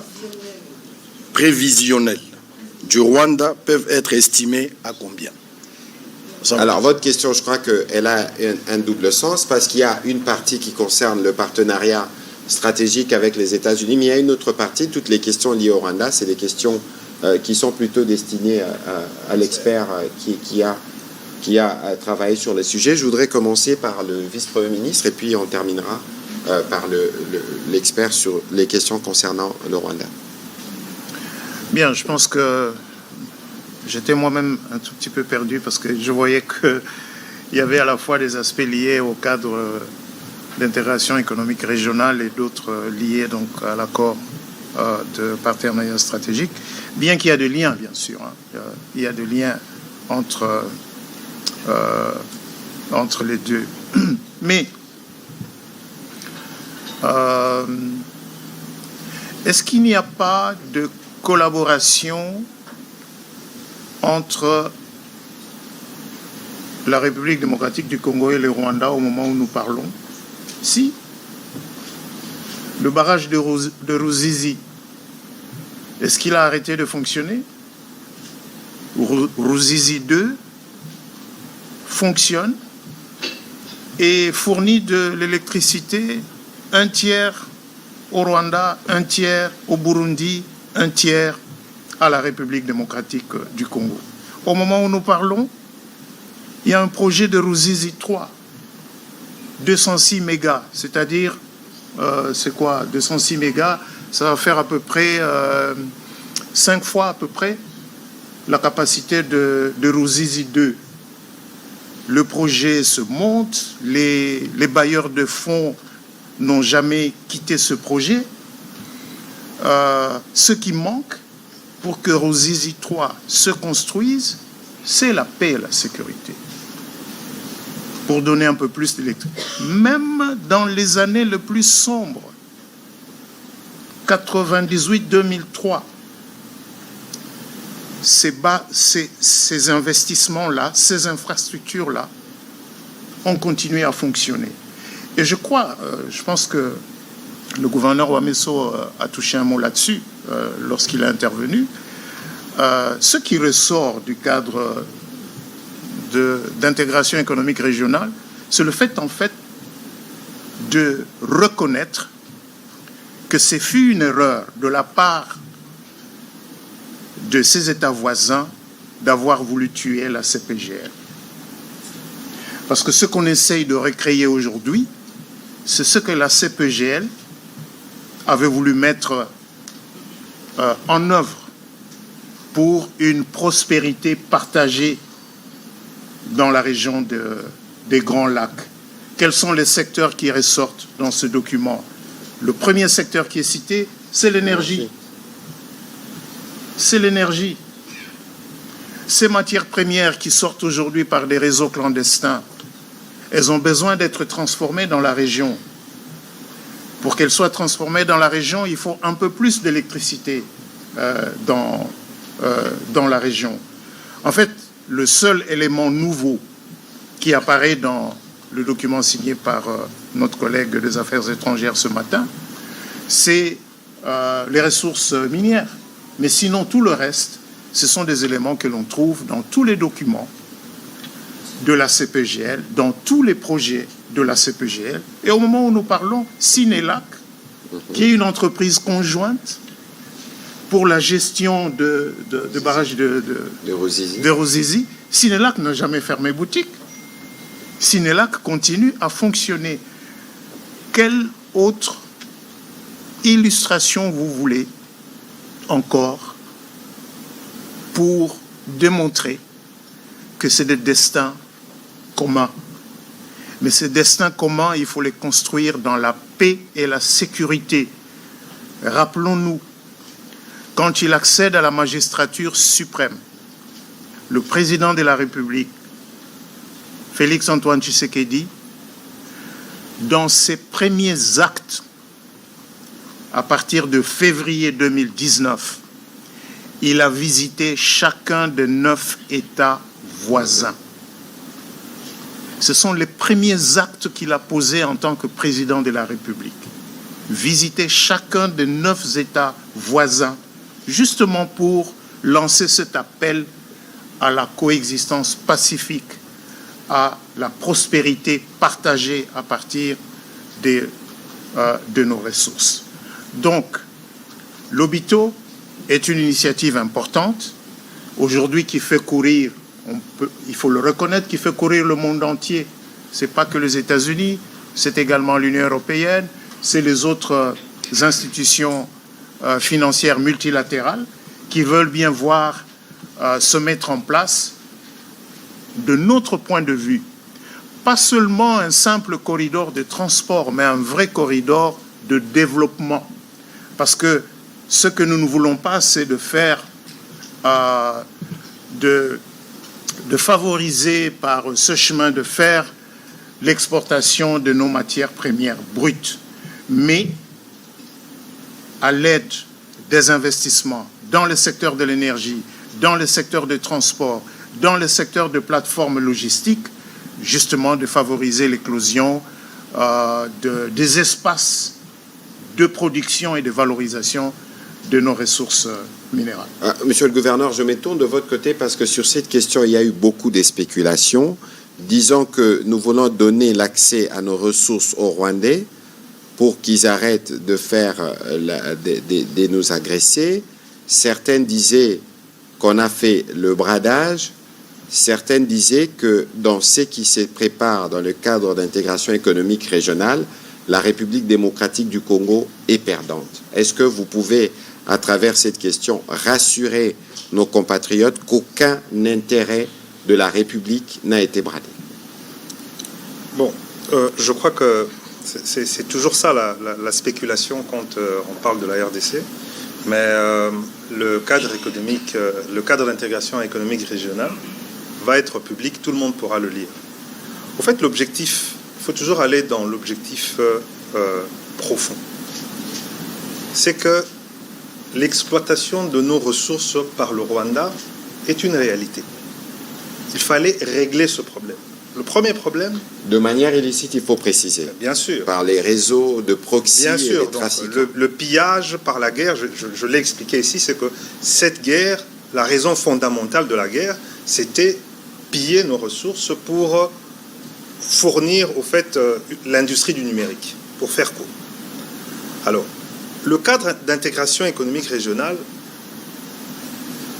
affirme d'abord une chose, la souveraineté de la RDC sur ses ressources.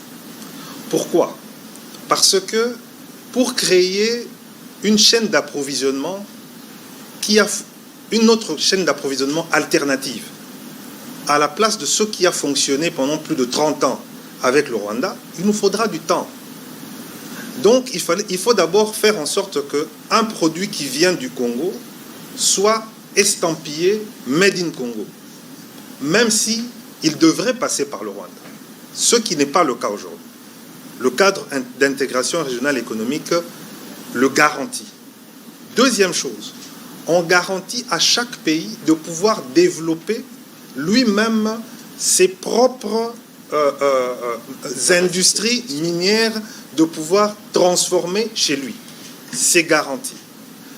Et on dit ceci, si les deux pays trouvent des zones ou bien des terrains d'entente pour des développements communs, ils peuvent le faire. On ne dit pas qu'ils doivent mutuellement travailler mutuellement, non. Ce n'est pas une obligation, c'est écrit noir sur blanc. s'ils ont ils trouvent des opportunités de développement commun, ils peuvent le faire.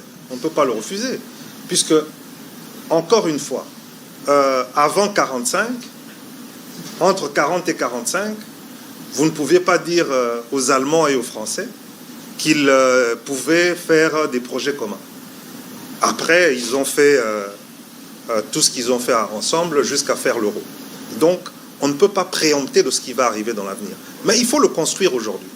Et donc, c'est pour cela qu'on protège ce cadre de travail, mais en affirmant notre souveraineté sous on va dire, l'umbrella des États-Unis. Deuxième chose, pourquoi on insère l'hôpital dedans? D'ailleurs, ça ne venait pas de nous, je dois vous dire ça, c'était un souhait des États-Unis. Pourquoi? Parce que les voies d'évacuation naturelles des produits qui iraient par le Rwanda, c'est par où? C'est l'océan Indien. Et l'océan Indien, c'est où? C'est la Chine. Donc, il fallait faire en sorte que dans l'intérêt des Américains, qui sont les parrains de ce cadre d'intégration régionale économique, qu'on puisse avoir la possibilité de pouvoir développer une chaîne d'approvisionnement qui passe par l'Ouest. Parce qu'on ne sait jamais, les terres rares, c'est le Maniema.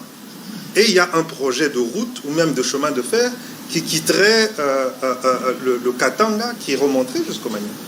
Et il y a un projet de route qui descendrait par de Bukavu, Uvira, Kalemi, pour descendre aussi vers le Katanga et rejoindre le corridor de l'Obito. Donc c'est inverser la tendance, faire en sorte que le Kivu, qui est quand même riche en richesse, ne soit pas tourné vers l'Est, mais aussi vers l'Ouest. Donc vous comprenez la logique, mais je le redis encore. Tout ceci ne pourra fonctionner qu'avec notre sérieux. C'est quand nous allons nous montrer des partenaires sérieux. Et moi, je le dis vraiment sans langue de bois. Ils ont expérimenté pendant 30 ans une coopération sur nos matières premières avec le Rwanda. Ça a fonctionné. Vos iPhones ici, vos Samsung, le coltan vient de chez nous, ça passe par le Rwanda, mais ça approvisionne les usines qui produisent les téléphones portables qui sont vendus au monde entier, y compris à nous les Congolais. Donc si nous voulons entrer dans un partenariat stratégique sérieux avec les Américains, il faudrait qu'on se montre sérieux nous-mêmes et que nous puissions, comme on dit ici, we need to deliver. Nous devons montrer que nous sommes capables de pouvoir approvisionner les chaînes, approvisionner de manière optimale, les approvisionner de manière optimale en matières premières stratégiques dont ils ont besoin pour leur économie. Maintenant, je veux revenir à ce que vous avez dit par rapport... Les sérieux, c'est ce que nous mettons avec le président. Est-ce qu'on va venir puiser? Je crois que le VPM a répondu de manière... mais non, ça sera, comme dit le président, du win-win. C'est-à-dire que vous venez avec votre entreprise, vous avez un gisement et vous allez respecter le code minier et vous allez faire des joint ventures, quitte à le faire avec Gécamine ou avec Sakima, ou avec... Ça va vraiment fonctionner de manière... Et ça sera tout à fait transparent. Et vous savez, la transparence, c'est d'abord quelque chose qui est lié à l'éthique des affaires au niveau des États-Unis. Tout va être publié. Vous avez vu tout ce que nous avons signé. Puisque ça a été signé aujourd'hui, il y a une obligation légale. Avant 17 heures, tout était rendu public. Donc, tout va être transparent. Et je voudrais finir par autre chose. Dans le cadre de l'intégration régionale économique avec le Rwanda, vous savez qu'il y a les normes de l'ITIE dont ils n'étaient pas... ils n'ont jamais voulu... Voilà, ils n'ont jamais voulu accepter l'ITIE. Mais dans le cadre de ces négociations, nous les avons obligés. Pourquoi? Parce que avec la signature de se conformer à l'ITIE, ils doivent faire un effort supplémentaire de traçabilité qu'ils ne faisaient pas. Vous savez qu'ils prenaient les matières premières en RDC, ça arrivait au Rwanda et ça entrait dans du packaging et c'était estampillé. Alors que maintenant, avec le processus de l'ITIE, cette pratique va devenir de plus en plus difficile. On doit savoir de quel trou ça sort. Voilà, exactement. Voilà, merci. On va terminer. On va prendre les 3 dernières questions, s'il vous plaît. Monsieur Kalanji, Monsieur Moubenga, avant c'est Gardigana, allez-y. Venez, s'il vous plaît, vous poserez les 3 questions en série. On va terminer par vous, s'il vous plaît. Allez-y, Gardigana, s'il vous plaît. Allez-y. La question, je veux poser 2 questions très directes. D'abord au VPM. VPM, prière de noter, nous répondons à une série pour terminer. C'est une question de précision VPM. Tout à l'heure, vous avez semblé dire que l'accord stratégique est tributaire des résultats dans la dynamique de paix. Mais une question de précision, quelle est la nature que vous donnerez à l'accord signé le 27 juillet dernier 2025 avec Cobod Metal, qui est une société américaine, et dont dans la communication on a articulé la signature de cet accord comme étant le prérequis de cet accord stratégique. Mais aussi dans la même question, est-ce intéressant de commencer une telle approche stratégique avec un espace qui fait l'objet d'un litige avec AVZ, l'ancien exploitant? Au gouverneur, je dirais le principal négociateur, ma question s'articule autour de l'intervention, encore votre introduction dans la réponse que vous accordez à la question de William Kalingai. Vous avez semblé dire que la RDC, dans sa naissance, n'était pas imaginée comme étant un État indépendant. Donc, nos problèmes, peut-être notre faiblesse aujourd'hui est de l'ordre congénital. Quels sont les axes essentiels dans cet accord qui nous permet d'échanger ce prisme-là? Et est-ce qu'aujourd'hui, il y a quelque chose qui change pour que le monde, qui nous voyait comme une simple réserve, puisse changer son regard également sur l'évolution de cet État? Merci. Monsieur Kalanji, s'il vous plaît. Voilà, bonsoir tout le monde. Pour aller vite, tout droit au but, ma question a 2 volets. La première, vous avez très bien parlé, j'ai saisi, mais je m'inquiète un peu. Est-ce que vous avez... Did you have a timeline? J'ai compris que tout ce que vous avez dit était vrai, mais vous n'avez pas donné les limites. Quand est-ce que vous allez dire, bon, le Rwanda, nous vous donnons 3 mois, 1 mois, 6 mois pour libérer le Congo? Si vous ne quittez pas dans ce temps-là, voici les punitions qui vont tomber sur vous. Parce que quand vous dites qu'il y a la pression américaine, et comme le gouverneur l'a dit, il y a quand même cette crédibilité américaine. Oui, la crédibilité, on peut mettre la pression pendant 5 ans, 10 ans, 15, 20 ans. Et le Rwanda, nous connaissons leurs habitudes, ils risquent de refuser toujours de partir, et nous serons toujours en train de « oh, on va parler, on va parler ». Moi, je pense, si vous pouvez nous dire, est-ce qu'il y a un set time, when is it going to take for them to leave the Congo? C'est là, s'ils ne livrent pas de Congo, voilà les punitions que les États-Unis et le Congo vont implémenter sur eux. Voilà. Parce que nous connaissons Kagame. Deuxième volet. Maintenant, admettons qu'ils changent. Le Rwanda s'en va. Ils quittent le Congo, tout est calme, tout va bien. Ils partent dans 24 heures, comme Donald Trump l'a dit.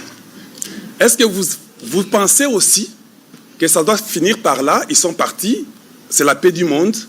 Alors les 15 millions, 20 millions de morts congolais, y aura-t-il des punitions pour ce pays qui nous a détruits pendant 30 ans? Ou bien il n'y aura plus de punitions, ils vont chez eux, c'est la paix du monde, Jésus-Christ est vivant.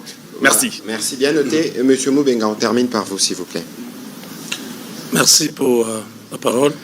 Je m'adresse au gouverneur, qui est le principal négociateur. Dans ces deals ou dans ces partenariats stratégiques, parce que quand on parle de... Je ne suis pas le principal négociateur pour le partenariat stratégique. Le partenariat stratégique RDC-États-Unis, c'est le vice-premier ministre, ministre de l'économie. Le cadre d'intégration économique régionale, c'est le gouverneur, mais ici, il intervient comme principal négociateur. Alors, je vais aller dans le cadre de l'intégration régionale.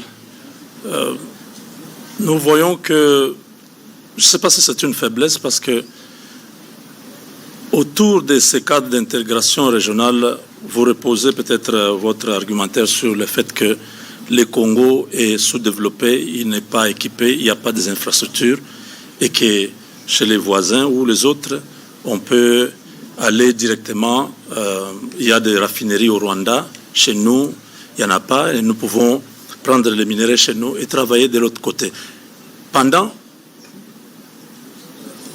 Oui, je ne sais pas si c'est... Allez-y, la question. Alors, quel est les timings pour la RDC de pouvoir se reconstruire, où se construire, avoir des raffineries et avoir l'électricité parce qu'il y a un déficit majeur avec Inga et tout ça.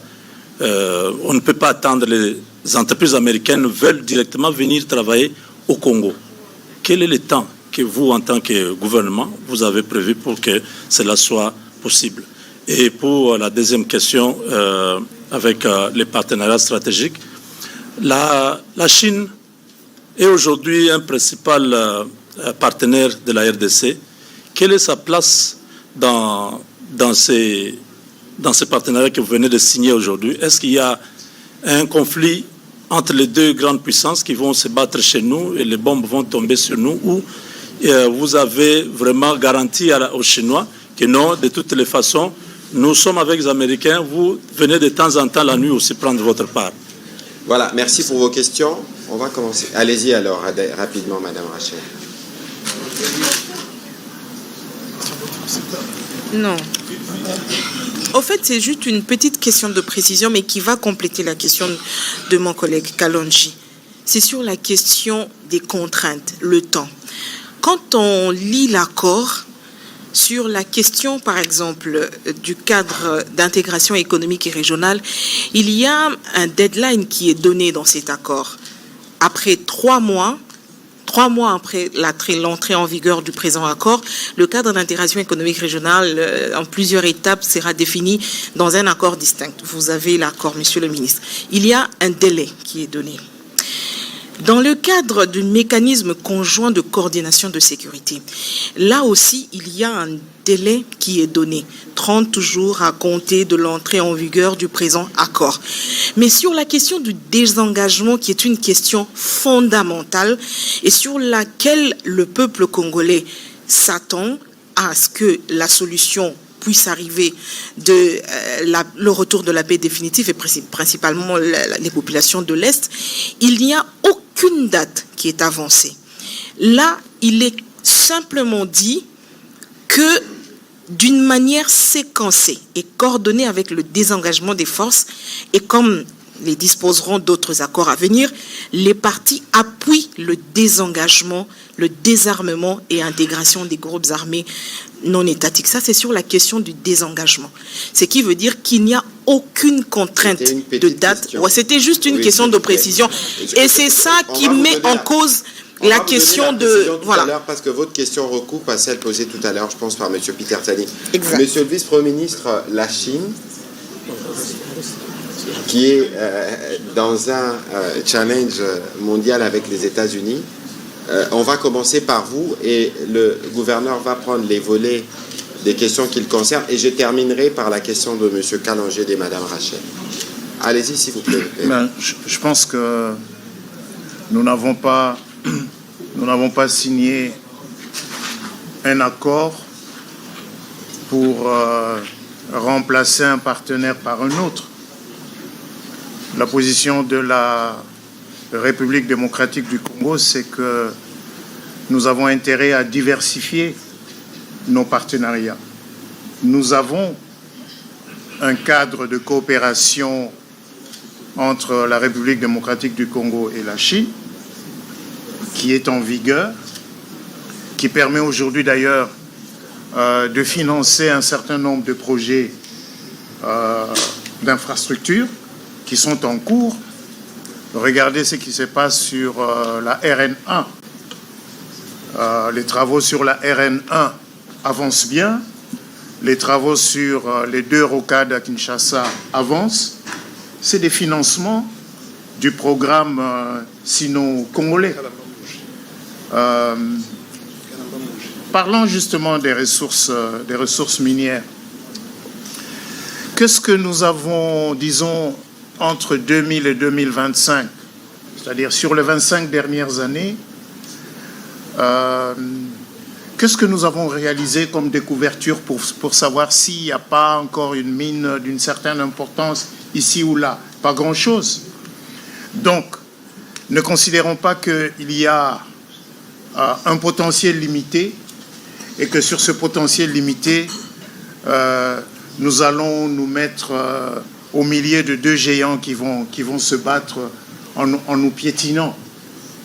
La collaboration avec la Chine, elle se poursuit dans un certain nombre de domaines. Le président de la République a pris part aux travaux du FOCAC, du Forum de coopération entre la Chine et l'Afrique. Moi-même, il y a quelques semaines, il y a quelques jours, je pense, j'ai pris part à un forum de coopération, économique entre la Chine et l'Afrique. Donc, ça, c'est un cadre qui existe.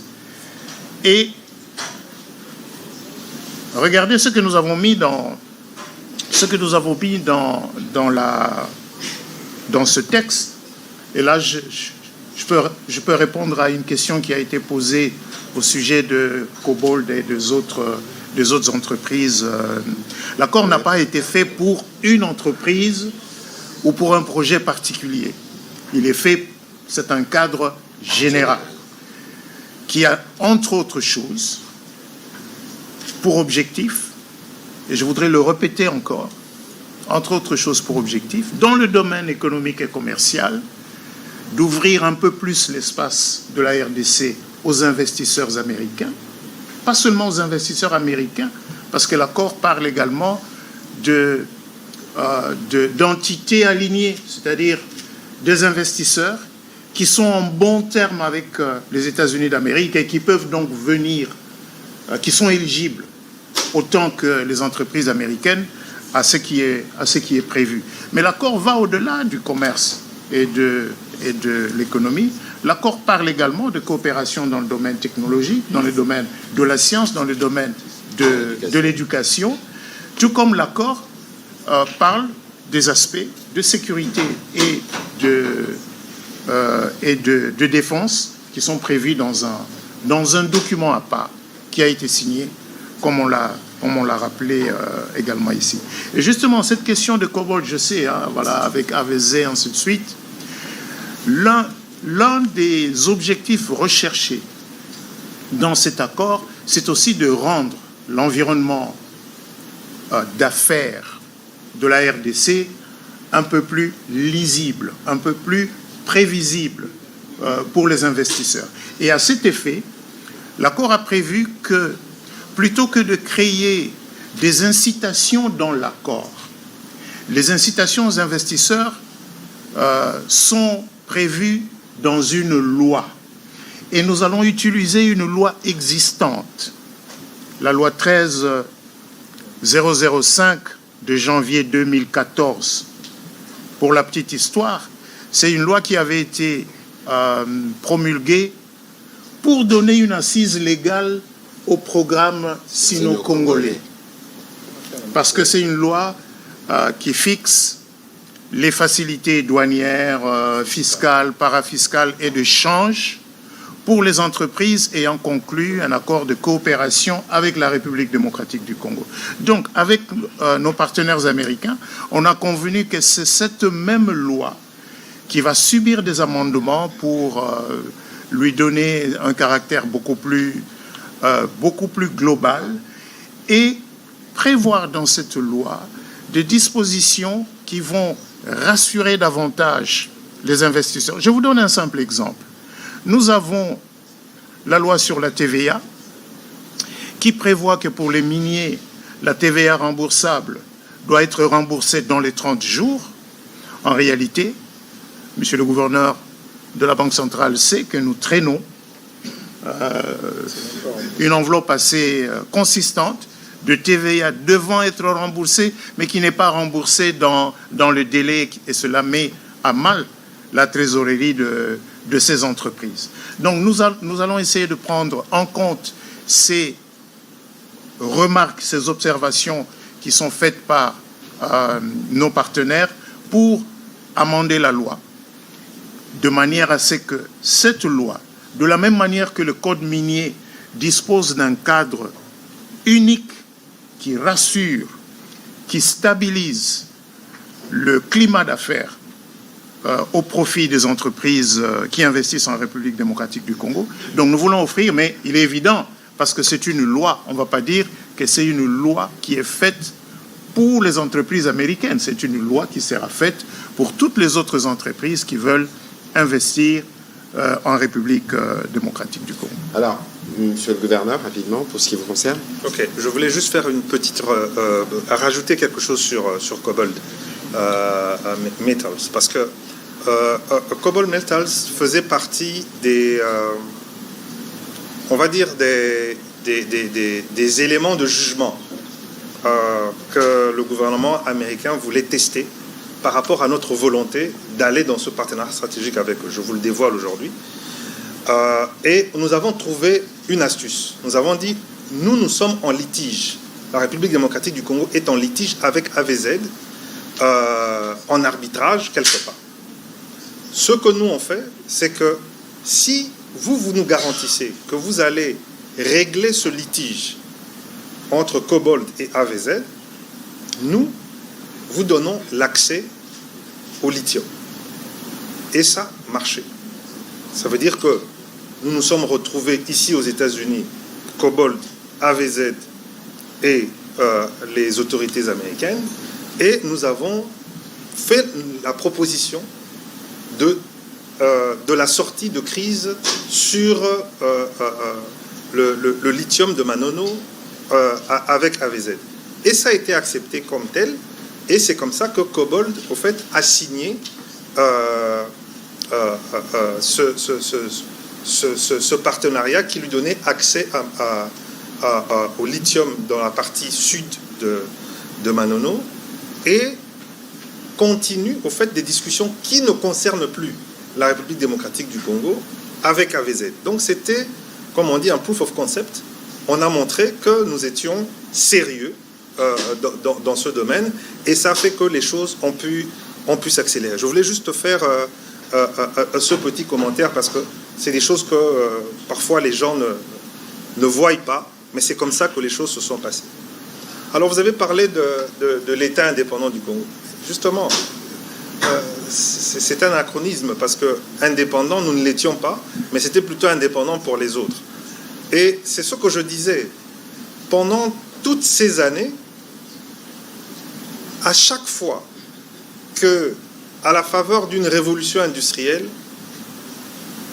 le monde marchand, je n'aime pas appeler ça le monde capitaliste, puisque les Chinois ne le sont pas, mais ils font partie du monde marchand, a eu besoin de nos matières premières, ils se sont passés de nous. Ils sont venus, ils ont puisé, ils sont partis. Et le dernier cas en date, c'est en 1996. Ils sont venus, ils ont puisé, ils sont partis. Et ça a duré comme ça 30 ans. Et on nous a dit que non, vous avez des problèmes politiques, qu'il faut vous rassembler, c'est un problème congolo-congolais. On nous a dit que c'était un problème d'intégration d'une communauté. On nous a dit... Mais la réalité, ce n'était pas ça. La réalité, c'est l'accès à nos ressources. Et une fois qu'on l'a compris, c'est-à-dire qu'il faut qu'on sépare ce qui peut concerner nous, les Congolais, en tant que nation, qu'on le traite à part.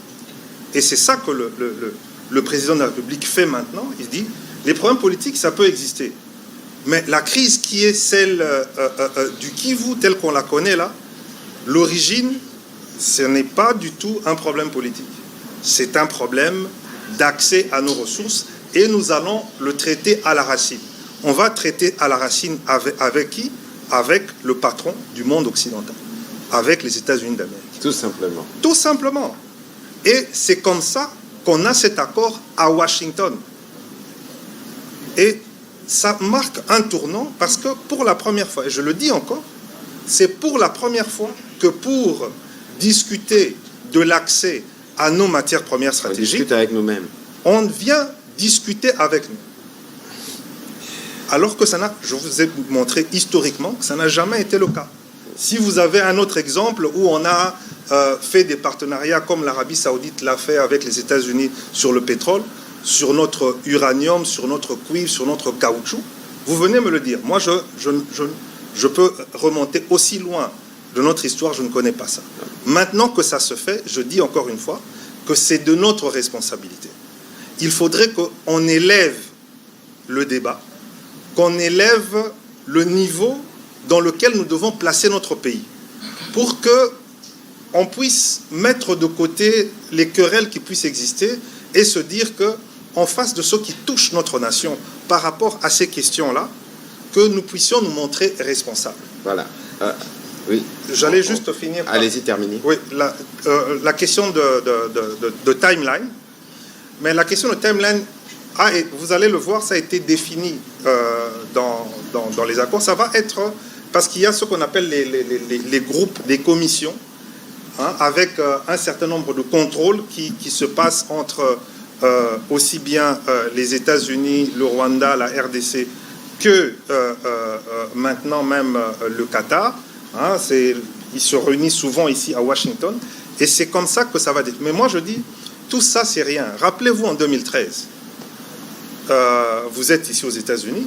Il a suffi d'un coup de fil du président Obama à l'époque pour que les troupes rwandaises quittent le territoire à l'époque.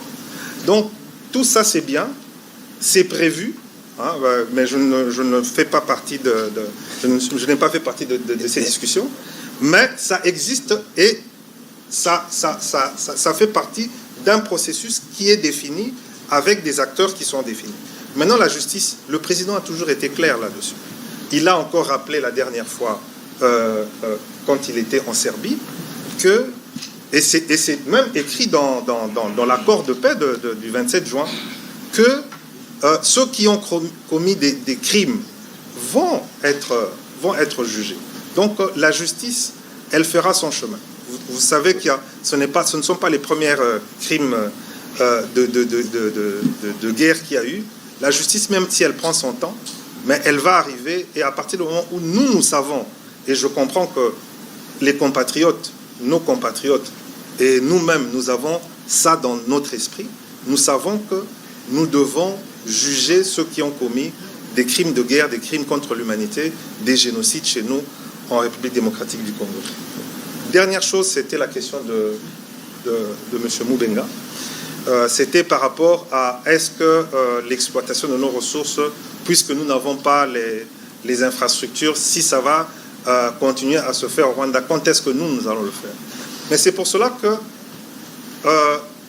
d'abord, je voulais revenir à cette question de minerais et la réaffirmation de nos lois, notamment le code minier.